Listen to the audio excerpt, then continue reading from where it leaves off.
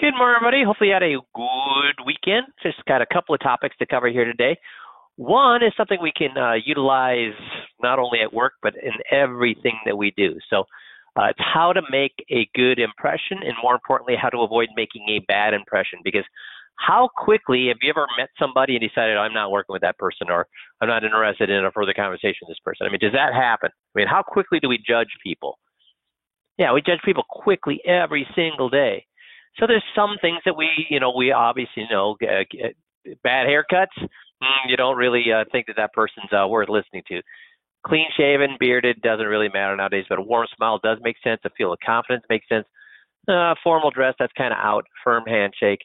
We're going to talk about all these things. So a couple of articles from Ladders, and Ladders obviously a place that people go when they want to start looking for jobs. But this first article is people quickly judge you based on trust and respect when they first meet you. So they were talking about a Harvard School business study, and it said, according to a Harvard Business School professor, social psychologist Amy Cuddy, how people initially judge you has little to do with your skills. We know that, don't we? I mean, if you're a good actor, will people trust you immediately?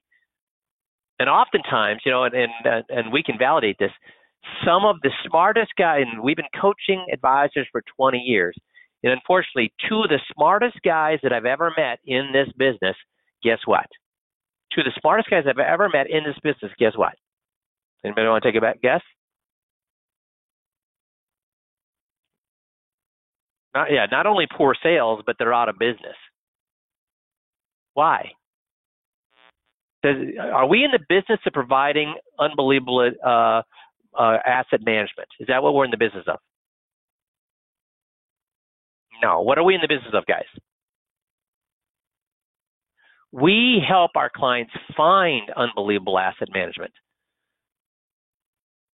But we're in the people business. We're not in the investment business. If you don't have a CFA, if you don't have a degree in finance, mathematics, physics, believe it or not, if you don't have any of those degrees, you're not in the money management business. Because if you're in the money management business, how much time and effort can you spend being in the people business? Have you ever met somebody who's awesome at managing money and awesome at people?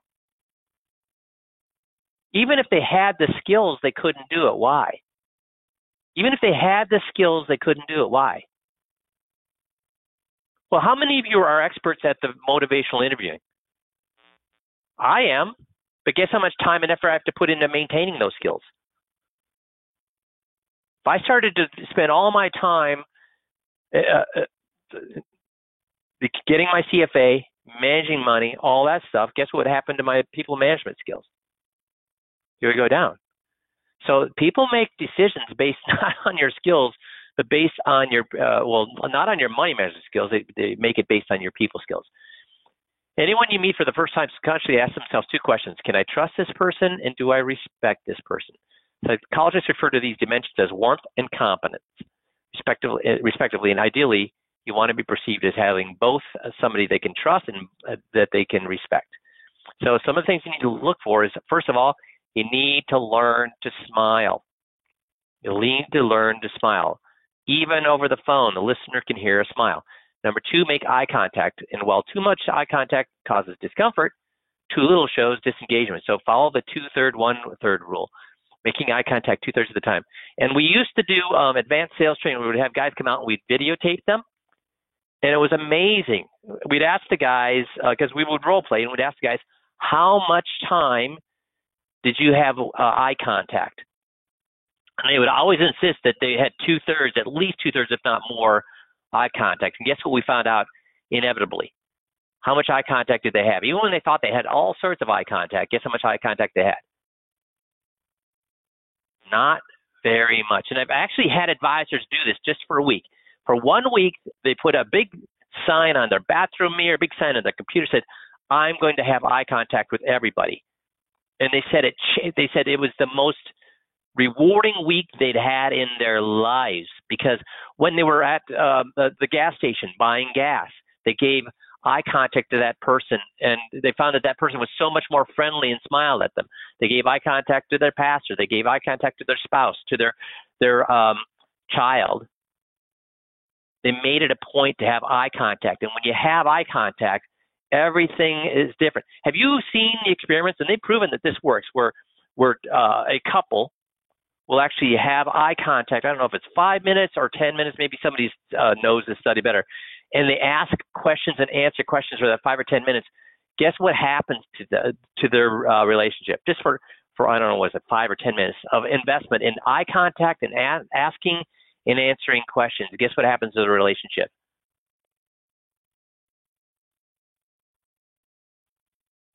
Yeah, it deepens a little or a lot? A huge deepening. Yes. So the other thing that you need to be good at is active listening skills. What's active listening skills? Pay attention to what they're saying and don't judge them. Just listen. Don't judge them. These are hard things. These are hard things for me to do. Pay attention and don't judge what they're saying. Listen to what they're saying. And then reflect on it. Don't judge. Reflect on it. Say, I wonder why they think that way. I wonder what's happened to them in their lives that caused them to think that. I wonder how they came about that. And then clarify. Say, now, as I understand what you're saying is blah, blah, blah, blah, blah. Summarize and then share. And this is easy, guys, or hard? This is should come natural, or this requires actual work to have active listening. But when you do active listening, when you first meet people, and here's an example of active listening. And again, I have, this is the pot calling the kettle black. I have real problems with this because when I'm talking to somebody and they give me the name, guess what? 10 seconds from that point, after they give me the name, I've already what? Forgot their name.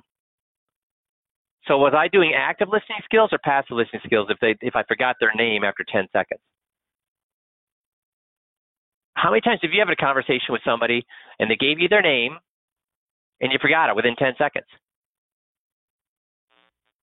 So we have to really, really, really work on this. And then there was another article about the same subject, only in the opposite direction. If you do this in the first minute meeting someone, they won't trust you. So we know what we need to do, which is active listen, be confident, smile, eye contact. That's what we have to do. But we don't want to, and they validate this again, eye contact, smile, and good posture. What is good posture telling them? I gave you the answer here not 30 seconds ago. What's good posture telling them? That you're confident. That's right, Nick. Now, on the other hand, they said you need to avoid these things. If you avoid eye contact, if you don't smile, and unfortunately, if you have a bad odor, and that could be breath, that could be body odor, that could be suit odor, it could be a cigarette smell, it could be whatever, bad odor, they're going to judge you. Additionally, people who don't smile, smell bad, are also seen as untrustworthy, and loose handshakes or poor posture were reasons to mistrust strangers for 1 in 10 people. So you got to pay attention to what people see within that first minute of meeting you. Also, along with this, what's the first thing they see at your building? Is your parking lot clean? Are the garbage bins overflowing? Is the building, are the windows clean on the doors? And you might say, well, it's not my building. It's not my responsibility. Guys, does it matter whether it's your building or not? Will clients judge you based on what they're experiencing in that parking lot? Yeah, so even if it's not your building, fix it. So make sure first contacts, because if you don't have a good first impression, you're going to be swimming upstream the whole meeting. Make sense? So today we're going to the main topic is estate planning for clients. Are you playing to win or playing not to lose? And this is from the Financial Advisor magazine March issue. So they were asking in the article, are you preparing assets for the family or preparing the family for the assets? And what are 99% of advisors doing? Preparing the assets for the family or preparing the family for the assets? What are 99% of advisors doing? Which one, left or right? Yeah, assets for the family. That's right.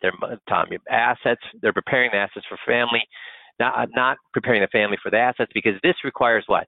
This is easy. This is administrative. This is just a checklist. This is to make sure they have the right documents. This requires communication, and that's hard. Now, why should we be so concerned about this?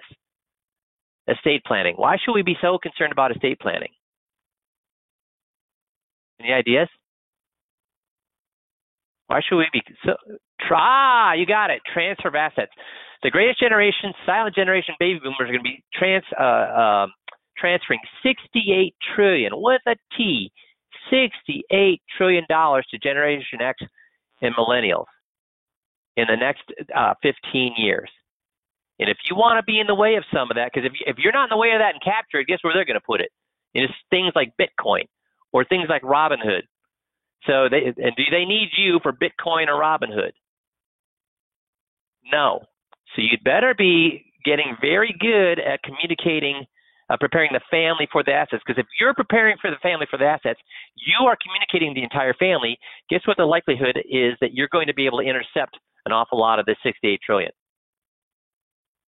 Much, much better. Because all the studies show how many children keep the money with the parents' advisors. How many children keep the money with their parents' advisors? Yeah, not many. And what we say, not many is like 60%, 40%, 30%, 20%. Yeah, like it's in the 10% range. Now, I didn't lose any of I did not leave, and you can talk to Missy about this. When my clients died, I didn't lose a single client. Why? Why do you think that was the case? Because it was all the non-financial things that I'd done, and I included the families, and the parents said, when I die, you need to pick up the phone and call Mike when? After the attorney? After whatever? No, they said, you call Mike first. Why did they want their kids to call Mike first? Because I had what? I had all the documents. Because my clients gave me all of their documents. I knew their non-financial things backwards and forwards. So that's what you have to encourage with your families. And estate planning is such an easy way to do that. So some advisors, though, are uncomfortable asking questions about estate planning, and I get it because we have to ask people, hey, when you die or when you're incapacitated, what do you want to do? Now, let's be clear here. Do I ever pressure somebody to do a survivor's guide? Do I ever pressure somebody to do their quality of life directive? And that's where a lot of guys get this wrong. They're like, well, my client didn't give me the survivor's guide. My client didn't give me the quality of life directive. I get it. That's okay. That's okay because people don't like to think about dying. They don't like to think about becoming incapacitated. So my job is not to make them do it. My job is to do what? Every single year, my job is to do what?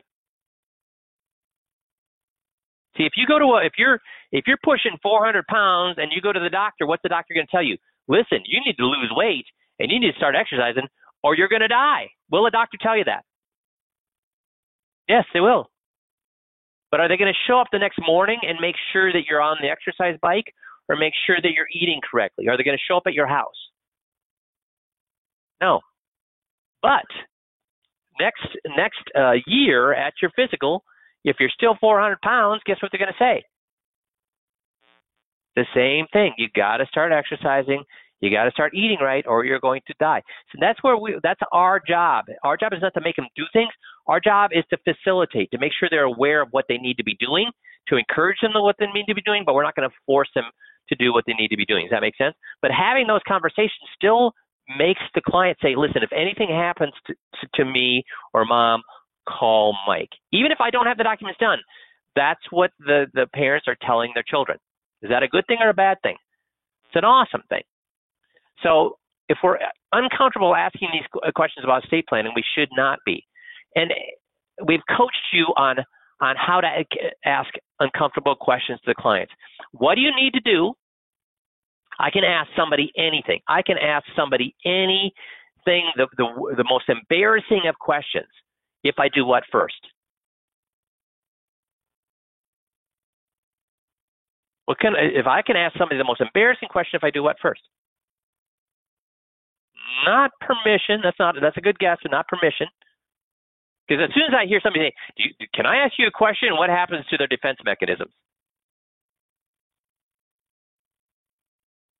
Do you mind if I ask you a question? What happens to your defense mechanism when somebody says that to you? Like, well, okay. Isn't that how you think about it when somebody asks you to ask a question? So what is the way? They give a 3-step process, but I've taught you a much quicker and easier way to do it than their 3-step process. I'm about to give you the 3-step process, but before we get there, there's a much easier way to do it than even that. How many of you remember my story about if my let's say that I'm a guy and my wife is trying to lose weight. I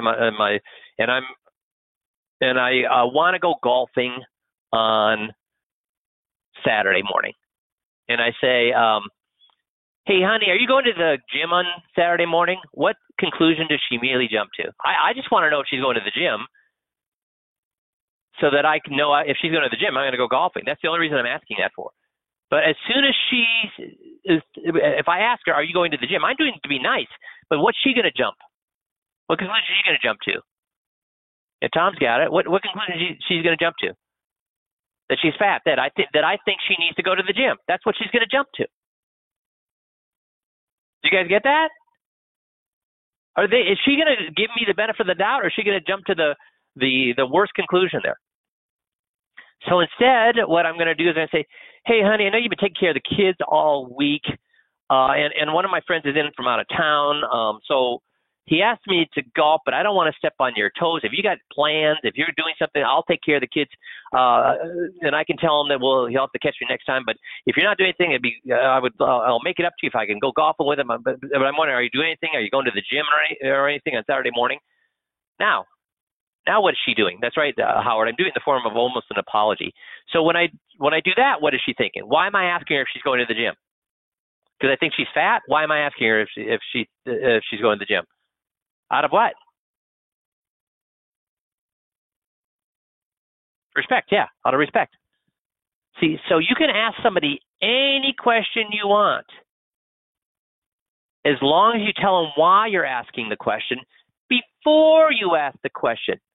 If I ask her, "Hey, you going to the gym?" she gets mad at me, and I say, "Well, no. I was just wondering, if you're going to go to the gym, because I wanted to know if I can go golfing." Is that going to work, guys? After the fact? Is that going to work after the fact? No. So as long as you tell somebody why you're asking the question before you ask the question, you can ask the most uncomfortable of all questions. Does that make sense? So if you're not comfortable asking estate planning questions, tell them why you're asking it beforehand. And I'm going to give you a whole bunch of questions to ask here in a couple of minutes here. Now, the formula they use is, number 1, normalize the situation. Number 2, add context to it. And number 3, share resources or wisdom. So, for example, now they're doing the opposite way. I'm saying that if I'm going to ask you a question, just tell, and that's uncomfortable, tell you why I'm going to ask the question before I ask it. Now, sometimes clients will ask you a question, and they feel uncomfortable asking the question. Does that ever happen to you guys? So this is asking about that when they ask a question that they may be uncomfortable about. So, for example, is it okay to give one child more than another? What you want to do is normalize it. So you say, "Hey, this question comes up way more than you might think, Mary." So you're telling her what? This is a weird question or a normal question? It's an okay question. It's a normal question. Then you put some context into it. You could say, family and money can be very emotional when dealt with after the fact, but when it's addressed up front, it becomes much easier. So it's fantastic that you're asking this question. You give context, and then you can give them valuable research. You give them reading material, resources that address their concern, showing that with the statistics of how many people actually do give one child more than another, or why maybe somebody that they respect, either in their faith community or in their somebody in the news that they respect, actually gives good advice on that, or whatever it may be. So if they ask you an odd question, make them feel okay about it. Normalize it, add some context to it, and give them valuable resources. If we're going to ask an uncomfortable question, we tell them why we're going to ask the question before or after we ask it. Before. Make sense? And we need to they need to be asking these questions to their children before as well. Why? Because estate planning mistakes and misunderstandings. A mistake is to commit a misunderstanding. Most parents, do they want to cause problems for their children? No. But if there's a misunderstanding between what's going to happen and what the children think is going to happen, that can be a huge mistake and cause all sorts of problems with the family. So here's what they've found is the biggest problem. Expectation is the root of all heartache. What do you think I mean by that when it comes to estate planning? Expectation is the root of all heartache when it comes to estate planning. Why do kids throw a hissy fit? Why do families get into huge fights when their parents die? Expectations. They expected to get more.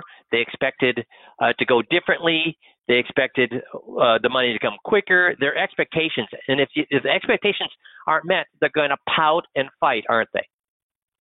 So you have to let the kids know up front. Don't, because if you just think they know what they're going to, they're going to get what they're going to get, could that cause problems if that's the way you address it? If they know nothing about your estate, they know nothing about the money you have, they know nothing about what you're planning on doing with it, but you think, hey, they're going to get the money, so why should they worry about it? Could that cause problems? Who's supposed to get mom's ring? Who's supposed to get the pearl necklace? Who's supposed to get dad's hunting gun? Can those things cause problems? You need to deal with them up front. So to get the ball rolling with them, here's a great question to ask. To what extent will your wealth unify or divide your family? Is that a good question, guys? Y or N? Yes or no? Because how many of your clients are going to be able to just give you a lickety-split answer to that? Or is that going to cause them to think? And that's what we want them to do when it comes to estate planning, right? Think. Don't just assume everything's going to be, because when you ask this question, does it immediately become clear to them, wow, it might not go as well as I thought it would go, just letting it just happen. Yeah, they start to think those things. So that's a great way to get the ball rolling. And then once you broach the subject, here's 7 questions, if I can do that right, 7 questions that you can ask them, okay? Number 1 is, have you told your family about your estate? So do they know approximately how much money you have, where the records are? And again, do most children want to talk about this? No, because that means that mom and dad are going to die, but you have to broach it. They need to know about, because are there kids out there that think their mom and dad have a lot more money than they actually have? And do they make decisions based on that? And could that cause huge problems in the future? Yes, and are there children who have no clue how much money they have? And maybe the parents have a lot more, and could that cause problems in the future? See, if mom and dad are poor, is there much for me and my siblings to fight over? If mom and dad have money, 2 houses, can that cause problems when there's 3 children? Yes. And that's a big thing. Do any of your clients have 2 houses? I cannot tell you how many times I've seen problems happen because the lake home or the mountain home or the seaside home causes the problem, because one child wants to keep it, one wants to sell it. The one that wants to keep it, can they afford a seaside home or a lake home? Can they afford to buy that other child out? No. Or they want to keep it, and then one wants to do remodel it, and one doesn't. One wants to raise it. Do you see how those? When should those things be dealt with? Beforehand. So, have you told your family about your estate? And then you ask, if they say no, you say, well, if not, what is your concern about telling them? Let them talk it out. Because at this, unfortunately, do most couples talk about money, sanely and calmly and with a lot of introspection? Do most couples do that? No. This is your opportunity to provide uncertain. And if you're the facilitator for this, guess what happens to your, in their eyes, guess what happens to you? You're no longer your investment guy. You're their what? You're just their guy. And that's who you want to be. Number 2 is, how do you expect the money to affect your kids? How do you expect the money to affect your kids? And do you think they're going to see it in the same way? Do you think the way that you think it will affect them? Do you think your kids are going to think that that's how the way it's going to affect them? Do you think those two things are equal, or those things could be quite a bit apart? Yeah, quite a bit apart. What relationship issues could surface with your children? What relationship issues could surface with your children? Maybe one is successful and the other one isn't. And the one that's successful thinks the one that isn't working hard enough or doesn't take life seriously enough. And can those things bubble up? And can they explode at somebody's death when money comes into the picture? So what are you doing now to deal with that? And do they have to have both children in the room at the same time? It'd be nice, but do they have to have both children in the room at the same time to set up these expectations? And is the Survivor's Guide enough? Just to write it down. The Survivor's Guide is a fantastic tool, but is that really enough? Should how things are going to be treated show up at their death in the Survivor's Guide? Or should it be done beforehand so things can be ironed out before it happens? A Survivor's Guide is absolutely 1,000% better than not having anything. But talking about before then and having a Survivor's Guide is 1,000 times better than just having a Survivor's Guide. What is the purpose to your wealth? So what's the purpose of your wealth? Do you want the children then to go on a huge amount of vacation? Do you want them to fund their children, your grandchildren's education? Do you want them to be able to buy a house? Do you want them to be able to keep the lake home? What is the purpose of your wealth at your death? And is everybody on the same page? Now, they may or may not follow your client's desires, but is it important for them to know that? What the desires are, especially as a family? Is it important that the siblings are all on the same page of what mom and dad wanted? Would that help alleviate some of the problems that could bubble up? Yes. So what are the sources of distrust once? Let me read this again. What are the source of distrust once you are no longer here to manage them? So what are the sources of distrust once you're no longer to manage them? Sorry about the typo there. Is that a good question to ask? Well, my eldest doesn't think my youngest is responsible, or my youngest thinks my eldest married a gold digger. I mean, when should those things be talked about? Again, before so they can be dealt with. What are you doing to ensure your family can make decisions without you? Obviously, having the Survivor's Guide completed, that's a good step towards that, right? What other document do we recommend that could be a good step with that? What other document do we recommend that could be a good step with that? Something that would be fantastic for you to offer to, if you are at a place of worship, to offer your pastor to do a class on it. And the pastor will be all over it. Legacy letter. Very good, Nick. The legacy letter. Have you all approached if you attend a place of worship, have you all approached your pastor on doing a class on legacy letters? Is a legacy letter a good thing to have when it comes to faith? Yay or nay? Yes or no? There's nobody answering this. I'll answer for you. It is. And if you talk to your pastor about it, you're going to find that they're going to be very interested in offering that to your members. What do you think, or what do you see as the biggest risk in transferring your wealth? This is where everything will bubble up. This is where their thoughts will bubble up. And do you think the husband and the wife has the same risk in mind in transferring their wealth? Do you think they may, but is there a big chance that one's going to think one risk is bigger than another?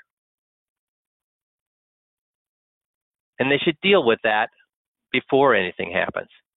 So are these good questions to ask your clients? Have you told your family about your estate? If not, what's your concern about telling them? Get it out there. Let's get it on the table. How do you expect the money to affect your kids? And do you think they see it the same way? What relationship issues could surface at your death? And what are you doing now, right now, to deal with it? What is the purpose of your wealth? And is everybody on the same page? What are the sources of distrust once you are no longer here to manage them? And what are you doing to ensure your family can make decisions without you? And what do you see as the biggest risk in transferring wealth? That's a way for you to get in front of that $68 trillion in assets in motion. Because now everybody in the family is looking at you as the pivot point, you as the come-to person, you as the go-to person. That's the way you do it. And Jeff, how many times have we dealt with an advisor who's been in the business for 25, 30 years, and how old are all of his clients? They're older. I mean, they're more. I would put them in that silent generation. Yeah, they're 80s, right? Yeah. And what's happening to their practice? Is it thriving, or they're starting to say, "Holy crap, it's shrinking"? Because when their clients die, the assets don't stay; they disappear, and they're wondering, "What am I going to do?" Yep, that happens all the time. So, guys, you need to be capturing this money before or as it transfers to the children by bringing the children on board. This is the way to do it, okay? Because if you start talking about investments with the clients or the kids, what do they all think right now? Where should all the mom and dad's money be right now? What do the kids think? Where should their mom and dad's money be? 100% of it. Where should it be? Yep, 100% should be in the market. Market's the only place to be. Because their kids have only seen what kind of markets?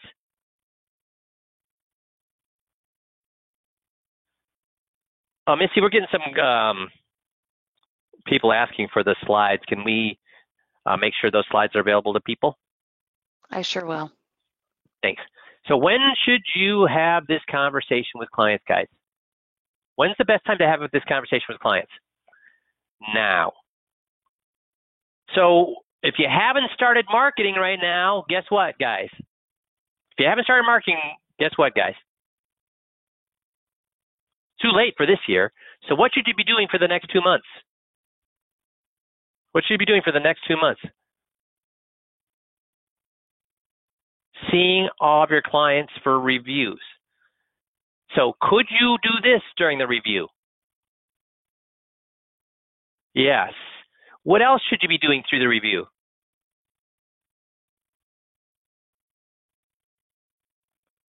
What's the biggest thing you do at annual reviews? Yeah, review the 21, and you review the 21. It gives you the perfect laydown to do what?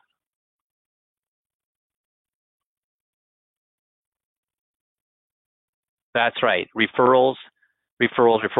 How many minutes long is our referral script, guys? 2 minutes long. So how long or how good should you be at that, and how many times should you use it? And we average a referral for every 2 clients. Now, you don't get a referral for every 2 clients. You get no referral, 3 referrals. No referral, 1 referral. No referral, 2 referrals. That's how you get it. But you should be averaging. If you look at the number of clients you have and you do not have or have not received at least half as many referrals as you have clients, how good are you at the referral script? You're not good enough. You need to go back and get better at reviewing the 21-point checklist and then doing the referral script. Because, guys, referrals cost you nothing. And they're put on a silver platter for you to sell them. Now, asking these legacy questions, is that going to even help you with referrals? Yes, because it's going to make them warm and fuzzy about you prior to even doing the referral scripts. Does that make sense? So in the next 2 months, the marketing, that ship has sailed for 20. Now you should be getting ready for 2022, but that you're done with 2021. And unless you want to make no money and see no more new clients, the only way you're going to do that, if you haven't already got your marketing in place, is by getting in front of your clients and finding referrals and finding found money. Could asking this estate planning question also find found money that you didn't know existed? Yes, it could. So you should plan in the next 2 months to do what? In the next 2 months, you should plan to do what? See, what percentage of your clients? All of them. And are you just going to say, here's where your assets are, blah, blah, blah, blah? Yes, you do that, but how long does it really take to cover assets, guys? Here's where your money, this is the amount of money. The last time we got together, this is what your accounts are worth. Okay, this is what it's worth now. And this is my recommendations to going forward. Either you hold or we have to rebalance or whatever, but how long does that take? At 10 or 15 minutes. That leaves you, even in an hour meeting, that leaves you 45 minutes to ask these questions, 45 minutes to review the non-financial things, and 2 minutes to ask the referral question. You should never have a review without doing the referral question. What if you've asked that referral question 3 times in the last 3 years? What could happen the 4th time? Does that mean you're not going to give your referral? Do clients' situations change month by month? Yes. So you need to ask that every single time. Does that make sense? Also, don't forget this. Survey of affluent Americans, they worry about how they're affecting money on kids. But what they found is who's the most affluent generally? Who are the most affluent clients that you get in front of? The ones with 10 million, 20 million in net worth. Who are those folks? Who are those folks? Okay, who is the million next door? Business owners. Business owners. That's right, Dale. Business owners. And what they found is 70% of families lose control of the business at the death of the owner.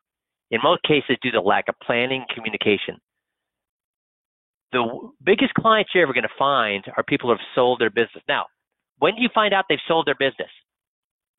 When do you find out they sold their business? Before they sell it, or when it shows up in the paper, you hear through the grapevine that they sold their business? After the fact. So how do you make sure that you find out about it before the fact? See, if you're approaching clients about investing while they own a business, if you're approaching business owners about investing while they're on the business, how much interest do they have in hearing about that? None. Where is all their interest? In their business. Where is all their money? In their business. Where is all their effort? In their business. So how do we get them then to pay attention to us? We tell them how to invest, or we tell them how to run their business better? Give them hints and tools to run their business better, or give them hints and tools that we can manage their money better? Which one? Help them with their business or help them with their investments? Which one? Help them run their business, right, Bruce? That's right. So do we have a system that will help you do that? Yes, we do. Yes, we do. It's if you go to the under marketing, under epidemic marketing, we have our drip system. So we have one for CPAs and accountants. We have one for our clients. We also have one for small business folks. And it's a newsletter that you can send out to them once a month that will help them with ideas on how to be a better resource for their clients. Not how we can help their clients invest, but how to be able to be a better resource for their clients, how to have a reward system, how to create a newsletter, how to create a drip system, things that will help them run their business better. Because then what will happen is every month you're giving them little ideas to run their business better, Guess who they're going to pick up the phone and call when they sell that business 3 years from now? So this is a long shot. This is a long play. People don't sell their businesses continually. So you want to get a list of 50 family-owned businesses, and you could drip on them for a whole year before one sells their business. That's 3 years of no activity, no activity, no activity. But guess how much it costs you to send 50 letters out per month for 3 years? A lot or not so much? Not so much. Probably less than $300-400 over 3 years. Now, when that business sells, what are they selling for? $1 million? You know, if it's a family-owned waste management business and they're selling to, or a garbage company and they're selling to waste management, guess what they're going to walk away with, guys? $1 million? How much are they going to walk away with if they sell their family-owned garbage company to waste management? We're talking $15, $20, $30 million. And if they ever seen that kind of money before, see, that's why I love these. The business owners who sell their business is the easiest sale to make, because have they ever sat or had that kind of money before? Not even close. Not even close. So are they comfortable sitting on that money? No. They want to get it invested or into something as soon as possible. And here's the funny thing. Do they do analytics to try to figure out the best thing to do, or do they work with somebody they trust? How did they run their business? By doing analytics? Generally, the small business person, did they run a bunch of analytics, or did they do business by people they know and like? People they trust. Which way do they do it? By doing a lot of analytics spreadsheets, or doing business with people they trust? Yeah, what they trust. So if you've been that person constantly, not harping on them, but you should invest with me, you should invest with me, I could do your 401k, I can do this, I can do. Now, if you're the person who's constantly helping them run their business, guess who they're going to pick up and call when they sell? And could a $10, $15, $30 million case, how long is that going to, how long will you mine to find that thing? Does that make sense? So what else could you be doing over the next 2 months? Yeah, John says go to your local chamber of commerce to find, for a network with business owners. That's a good place to start to find out who those family-owned businesses are. So what else should you be doing over the next 2 months? Getting this small business, finding those businesses, and getting this started, getting this DRIP program started. That's how you find those huge cases. Make sense? Super. Well, I appreciate you guys all being on the call. Have I given you some ideas on how to invest your time over the next couple of months? Productively invest your time over the next couple of months. Awesome. Well, you guys have a fantastic rest of the week, and we will talk to you all next Monday. Thanks, everybody.